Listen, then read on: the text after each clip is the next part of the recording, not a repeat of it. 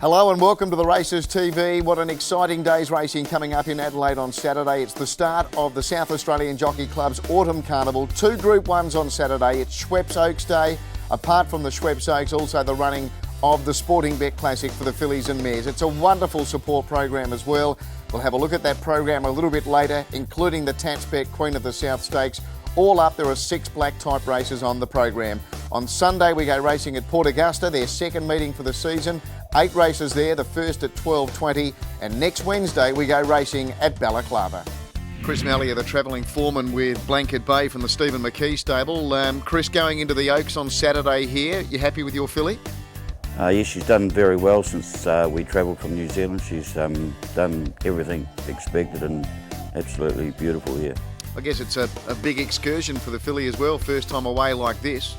Yeah, well, she's travelled from Auckland to Wellington, which is a 400-mile trip, so she handled that. There was sort of a dress rehearsal, and she's done everything from the plane, landed in Melbourne, and then travelled from Melbourne to here, and she's travelled remarkably well. Last start second in the New Zealand Oaks. Can you tell us about that performance 6 weeks ago? Yeah, she was a bit stiff. She might have hit the front a little bit early, and the horse on the inside kicked back and beat her. But she did fight, and this is a couple of furlongs shorter, so which should be ideal. Troy Harris here for the Stephen Marsh stable with Aurora Lights, coming off a last start third in the New Zealand Oaks. Troy, I understand your dad rode the filly that day, and Dad found a bit of trouble, Noel. Yeah, run into a bit of trouble at the turn. They went pretty slow early on, so she wanted to travel a bit hard, but she got home real well, hit the line strongly. And your filly, she's travelled well? Yep, travelled real well, couldn't be any happier with her. Okay, and the barrier 14, what about the barrier on Saturday? Shouldn't be too big of a worry for her, she'll get back anyway, so hopefully Corey can slot in somewhere.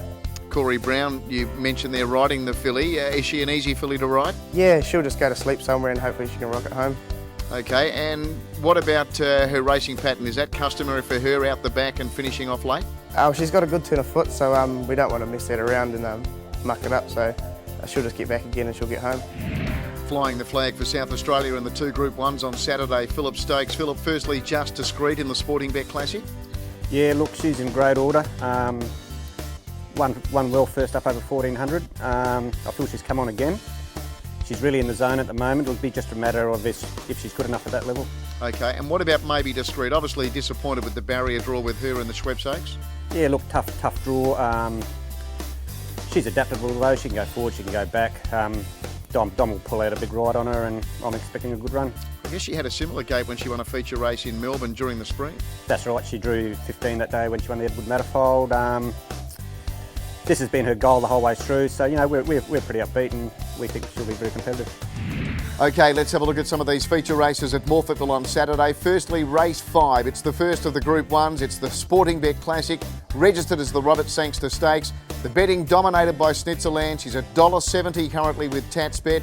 And what a filly she is, trained by Gerald Ryan. Second in the Golden Slipper as a 2-year-old. Last start second in the Group 1 Galaxy. There's no doubt she's the one to beat.